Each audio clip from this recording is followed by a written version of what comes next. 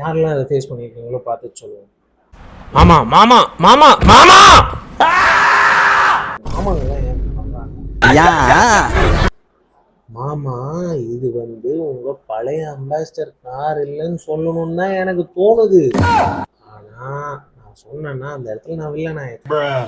அதனால இந்த கஷ்டத்தை உள்ளார வச்சுட்டு ஒவ்வொரு நாளும் தவிக்கிறேன் சார். அது வலி வேற டிபார்ட்மெண்ட். ஒரு தடவை இல்லை, 2 தடவை இல்லை, இந்த மாதிரி பல அக்கேஷன்ஸ் டக்குன்னு ஒரு கோவம் வரும் பாருங்க. ஆனால் அந்த இடத்துல நம்மளால கூடவே முடியாது. எல்லாத்துக்கும் சரிங்க மாமா, நல்லா இருக்கீங்களா, போயிட்டு வாங்க.